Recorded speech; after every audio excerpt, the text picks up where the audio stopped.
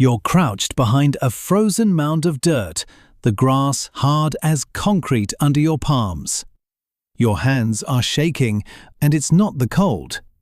50 feet away, something the size of a 2-story house is snorting steam into the freezing air. One wrong move, and you're dead. Not just you, your whole family back at camp, counting on you to bring home food, starves right along with you. Sounds crazy, right? Risking your life for one animal. 12,000 years ago, this was just Tuesday. Here's the thing, one mammoth kill could feed 40 people for an entire month. Today, you're annoyed when DoorDash is 15 minutes late. Back then, if the hunt failed, your family might not make it through winter. Period. Hunger wasn't an inconvenience, it was a death sentence you woke up to every single morning. And there was only one way to cheat that sentence. Go after the biggest, most dangerous animal on the continent. Sounds reckless, but here's what should blow your mind. No guns, no horses, nothing but a few sharpened rocks tied to sticks. So how on earth did they actually take one down? The answer is going to change how you see strength. Put yourself in their shoes for a second. No map, no GPS, no cell phone to call for backup if it all goes sideways. All you've got is your eyes, your legs, and a brain that knows how to pay attention. And mammoths weren't dumb animals just standing around. They travelled in herds, looked out for each other, and could kill a grown man with one kick. So nobody with half a brain charged in swinging a spear like an action movie. That's how you end up as a smear in the snow. Instead, they did something that barely even looks like hunting. They waited. Some groups tailed a mammoth herd for weeks, not to attack, just to learn. To study the pattern. They mapped out which ground turned to mush, which valleys the animals couldn't turn around in, which spots would trap a 2-ton animal like a hallway trap. Then they funneled the whole herd right into it. Think about that for a second. Months of planning, all riding on maybe 5 seconds of action.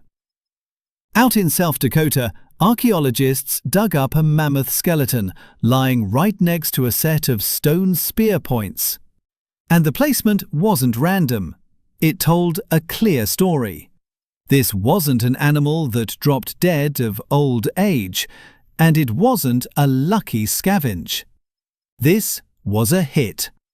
Planned, executed, done. Then, in Siberia, researchers found something that's honestly a little unsettling. Some mammoth bones had spear wounds that had already healed over. Read that again.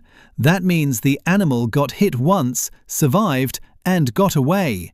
And days, sometimes weeks later, the same hunters tracked it back down to finish the job. Would you do that? Go back after the thing that almost killed you just because you knew your people were starving without it. And here's the part that flips the whole story on its head. We assume survival back then came down to muscle. The strongest guy in the group, the fastest sprinter. Nope, dead wrong. What actually kept a tribe alive wasn't brute force, it was patience. The best hunters weren't the strongest ones in the group. They were the ones who could sit still the longest, watch the closest, and never move until the moment was exactly right. The real fight wasn't the 5 seconds with the spear. It was the weeks of doing nothing but watching, thinking, and holding back. Sound familiar at all? We live in a world that tells us fast equals strong, decisive equals confident. Act now or you're falling behind. But the people who survived the Ice Age, who made it through famine, predators, and brutal winters, did it by doing the opposite. They knew when to wait, when to back off, and when the moment had actually arrived. If they'd been as impulsive as we are today, we probably wouldn't be here to talk about it. So next time you feel weak because you hesitated, because you took a beat before deciding something, stop. Remember this, that's not weakness. That's the oldest survival wiring in the human brain, still running in the background. Tens of thousands of years ago, that exact instinct is the reason an entire tribe didn't disappear. And it might still be protecting you right now, in ways you haven't even clocked yet.